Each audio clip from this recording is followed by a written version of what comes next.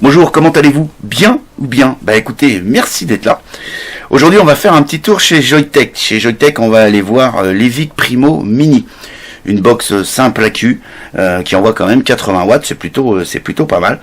Sachez que cette petite box, vous pourrez la trouver soit en kit, c'est-à-dire avec un cliromiseur dessus, vendu en même temps, ou soit toute seule. Moi ici, je vais vous parler simplement de la box. Cette box, vous allez pouvoir la trouver au prix de 39,90 € chez notre partenaire. Elle est déclinée en 4 coloris, hein, c'est-à-dire en silver, en noir, en rouge, en bleu et en jaune. Sans plus attendre, on va tout de suite aller voir un petit peu ce qui se passe au niveau du packaging et de quelle façon elle va vous arriver. C'est parti!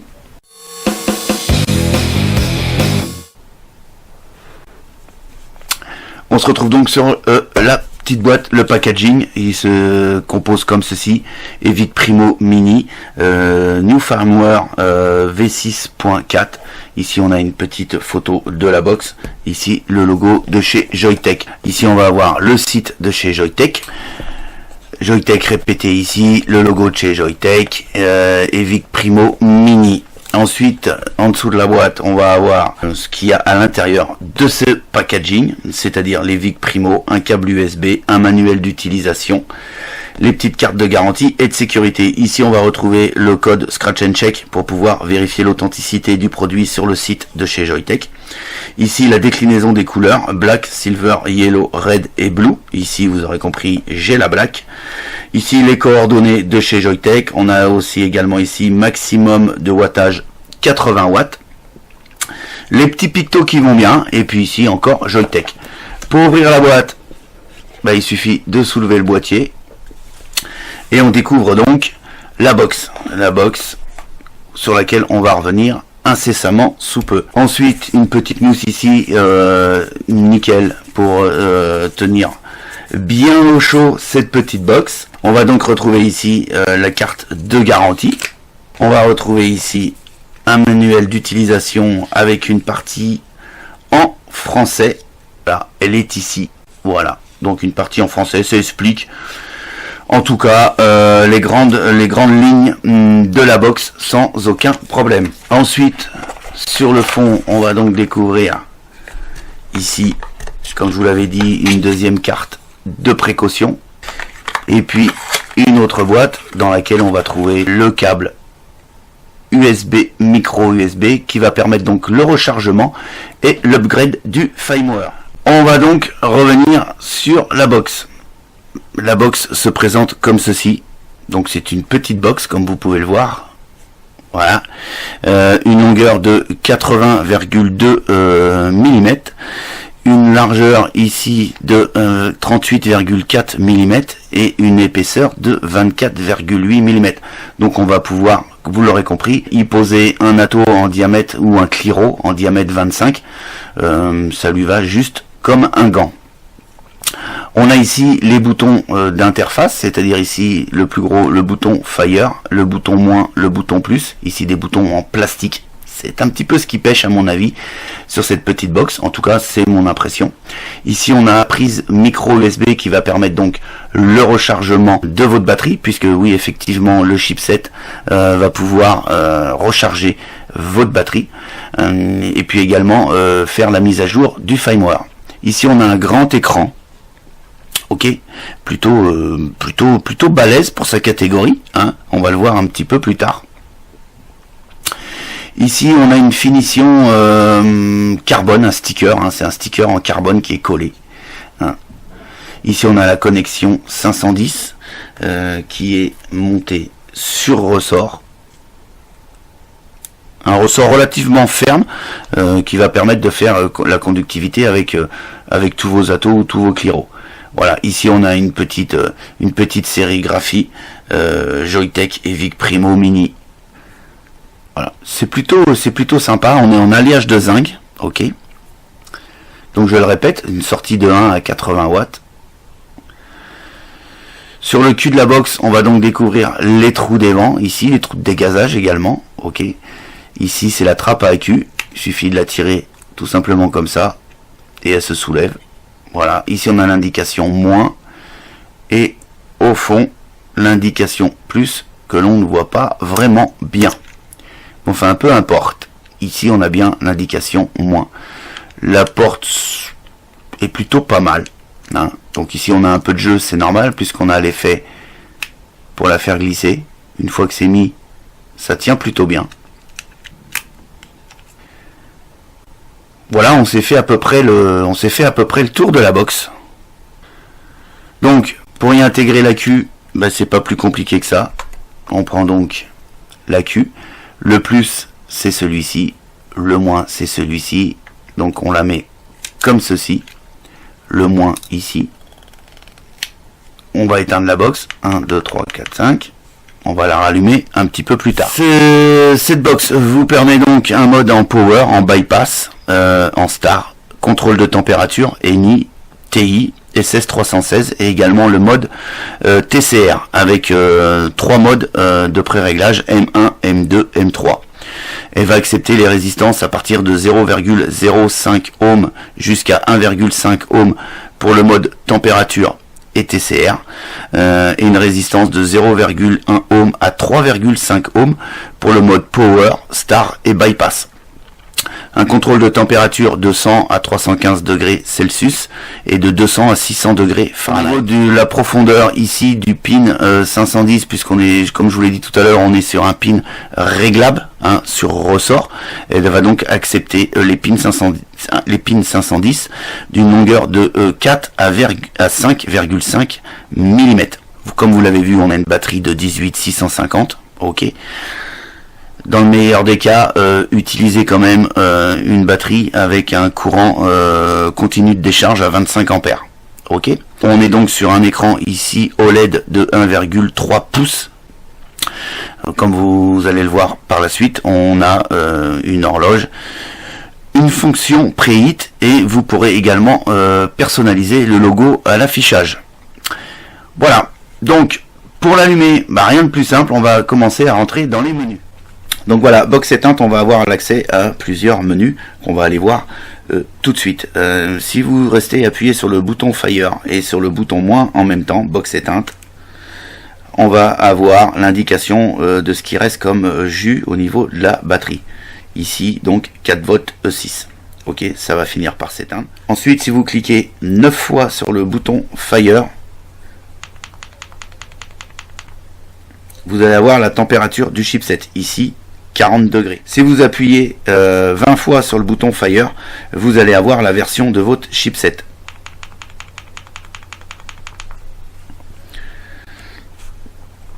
Voilà.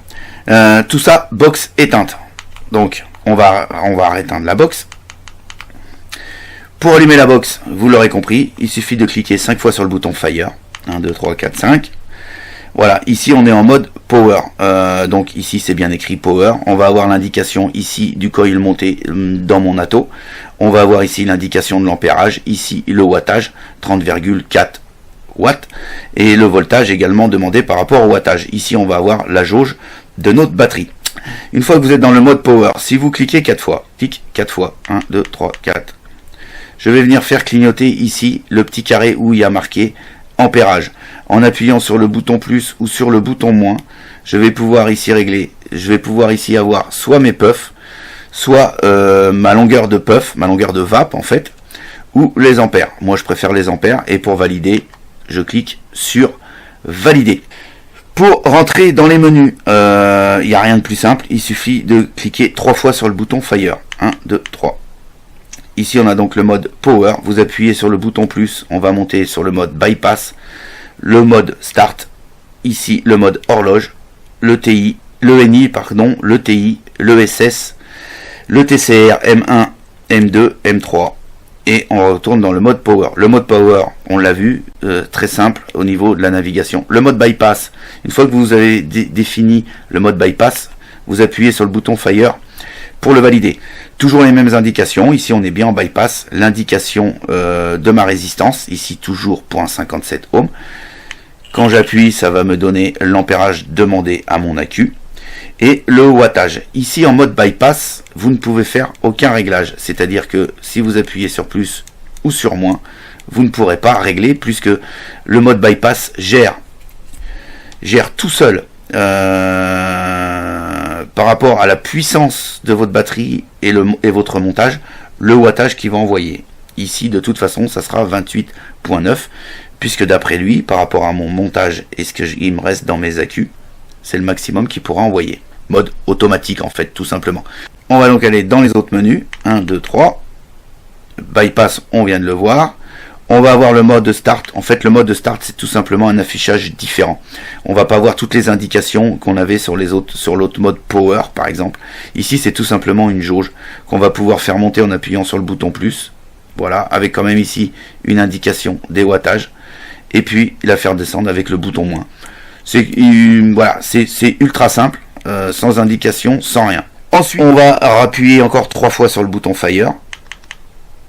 Et on va continuer à rentrer dans les menus. Ici, on va donc avoir le mode horloge. Donc, le mode horloge, on valide. On est donc sur un affichage avec le mode horloge. Si vous cliquez 4 fois, une fois dans ce menu-là, ici, les aiguilles de l'horloge clignotent. On va pouvoir aller venir régler l'heure. Vous appuyez sur le bouton plus. On va avoir cette forme d'affichage de l'heure. Ok. Bouton moins, on va faire clignoter ici les heures. Avec le bouton plus, on va pouvoir venir régler. Donc, on va régler l'heure qu'il nous faut. Ici, moi, il est 15h20. Donc, je vais me remettre à 15h20. On peut aller que dans un sens. Une fois que vous êtes trompé, vous refaites le tour. Parce qu'il n'y a pas possibilité d'aller dans l'autre sens. Vous appuyez sur le bouton moins, vous allez pouvoir venir régler les minutes. Ici, vous allez pouvoir venir régler l'année. Bouton moins, le mois. Et bouton, ici, moins, le jour. Et ici, on est donc dans cette forme d'affichage. Moi, cette forme d'affichage ne me plaît pas. Donc, je reclique 4 fois sur le bouton Fire. Et je vais pouvoir venir régler en appuyant ici sur plus.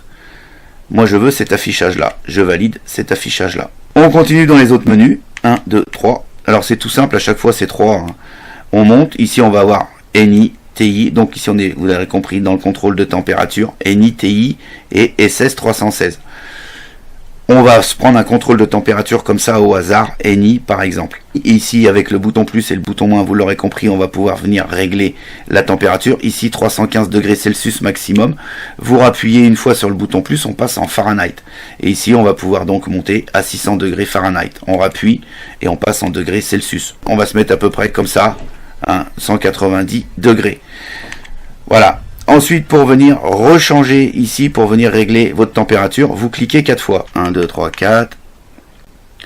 Ici, ça clignote. Ici, donc, en appuyant sur le bouton plus et le bouton moins, je vais pouvoir venir augmenter ma température tout en étant en contrôle de température, bien évidemment. Je valide la température désirée. Ici, 28,4 watts. J'ai mis n'importe quoi, je vous l'avoue. J'appuie 4 fois, encore une fois, sur le bouton Fire. 1, 2, 3, 4. Je viens venir ici et donc clignoter le power. J'appuie sur le bouton moins. Je vais venir ici pour verrouiller ou déverrouiller ma résistance en appuyant sur le bouton plus. Voilà, ici ma résistance est déverrouillée. Ici ma résistance est verrouillée. Sachez qu'en contrôle de température, le verrouillage de votre résistance est obligatoire pour ne pas avoir de variante. Voilà.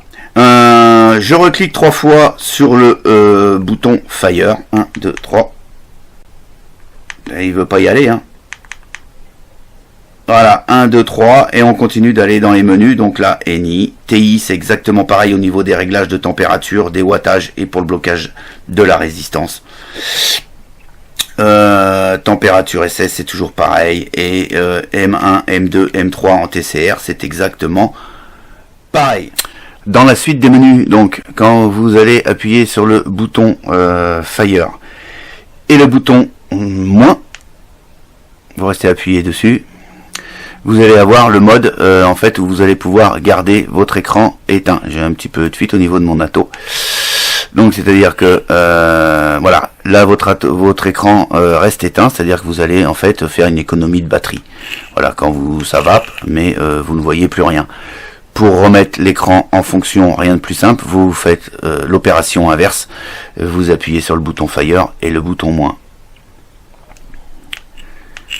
Et là, voilà, le mode est revenu normal. Quand vous appuyez sur le bouton Fire et le bouton plus en même temps, on va rentrer dans un autre menu. Ah, je l'ai loupé. Voilà. Ici, le menu screen, c'est-à-dire que vous allez pouvoir ici minuter le temps que votre écran repasse en mode pause, c'est-à-dire avec soit le logo, soit l'affichage de l'horloge. Donc vous avez le choix entre soit l'éteindre complètement, et là vous resterez toujours sur le même écran d'accueil, et puis les minutes à partir du moment où il passera en veille, en quelque sorte. Moi je l'ai laissé sur 1, donc je valide. Je rappuie sur Fire et plus. Voilà. Vous appuyez sur le bouton plus et vous allez avoir ici l'affichage du logo. Donc le logo, vous pourrez le télécharger via le câble USB sur le site de chez Joyetech. Soit vous choisissez d'avoir le logo, soit vous ne le voulez pas. J'ai été un petit peu long, donc je repasse. Voilà. Et ensuite avec le bouton moins, eh bien, vous choisissez off si vous voulez pas de logo, ou on si vous avez un logo. Moi j'ai pas de logo de télécharger, donc je vais rester sur off. Ensuite on va avoir le réglage du preheat. Le preheat, c'est-à-dire c'est quand vous allez commencer à vaper, vous allez pouvoir venir régler en fait une puissance à un moment donné au début de votre vape. Donc tout simplement en appuyant sur moins, on va faire défiler le preheat, ou le faire augmenter en appuyant sur plus, tout simplement. Moi je vape en général à 30 watts, donc je mets souvent un preheat quand c'est possible à 35 watts, comme ceci. J'appuie sur Fire et je viens régler ici le temps de mon preheat, hein. Donc vous pouvez choisir de 2 secondes jusqu'à quelque chose de rien du tout, ou alors très peu. Moi une petite seconde me suffit largement au niveau de mon preheat, et je valide. Voilà, on s'est fait le tour des menus offerts par cette box, un chipset plutôt intéressant, plutôt intuitif, plutôt facile de navigation, et puis cet écran qui est quand même assez balèze permet de voir toutes les indications. Voilà. On va se retrouver tout de suite en plan un peu plus large, et je vais vous donner mes conclusions sur cette petite box Livic Primo Mini de chez Joyetech.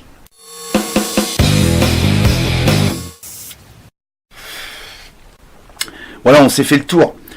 On s'est fait le tour de l'ensemble, on s'est fait le tour de la box, on s'est fait le tour du packaging. Rien à dire, il y a tout ce qu'il faut, il n'y a pas de souci. On va maintenant passer à la conclusion de cette revue. Conclusion de cette revue, je vais commencer par les plus. Hein. Les plus, j'aime bien cet écran là, en 1,3 pouces, ce qui permet d'avoir une très très bonne visibilité des indications qu'elle peut vous donner. C'est vraiment bien. Il y a plusieurs possibilités d'affichage, ça c'est plutôt bien. En écran de veille, vous allez pouvoir mettre soit le logo, soit l'heure. Ici, moi j'ai donc l'heure. Le form factor, j'aime bien également le form factor en simple batterie 18650. Ça tient dans la main, ça va tenir dans la poche du jean, ça va tenir dans la poche d'une veste, ça va tenir partout, voire même dans un sac à main ou dans une pochette sans aucun problème. Donc la navigation pour aller dans les menus, comme vous l'avez vu, ça se passe super simple, en 3 clics ou en 4 clics. On va rentrer dans tous les menus, c'est plutôt intuitif, c'est plutôt complet au niveau des menus. On a toutes les indications qu'on désire sur une box, même des menus qui sont pas forcément obligatoires sont présents sur la Primo Mini. Ça c'est plutôt pas mal. J'aime bien également la possibilité de mettre à jour le firmware. Ça c'est plutôt pas mal, ça permet d'avoir une box évolutive, et ça c'est plutôt bien. Ça c'est pour les côtés positifs, ce qui fait que je kiffe cette petite box.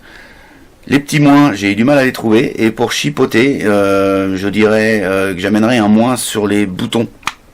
Le bouton Fire et les boutons d'interface, ça gligne pas, il n'y a pas de souci. Déjà c'est du plastique, donc effectivement on n'entendra pas le clic-clic, mais en tout cas ça ne bouge pas. C'est la matière qui me gêne, et ça reste personnel, c'est les boutons en plastique. J'aurais préféré des boutons en métal, hein, en alliage de zinc ou quelque chose comme ça. Ça aurait été parfait. Voilà, ils ont opté pour le plastique, pourquoi pas, mais en tout cas ils sont plutôt agréables, même au niveau du clic-clic. Ça se passe bien, j'ai pas de problème avec ça. Voilà, écoutez, avec tout ça, moi je lui ai donné la note de 4,7 sur 5 au sein du Vapelier, ce qui est plutôt une excellente note, et qui place l'Evic Primo Mini en top mode au sein du Vapelier. Voilou. Bah écoutez, sur ce, je vous souhaite une excellente journée, une excellente vape, et quant à moi, je vous dis à très très bientôt pour d'autres aventures de la vape. Allez, ciao ciao.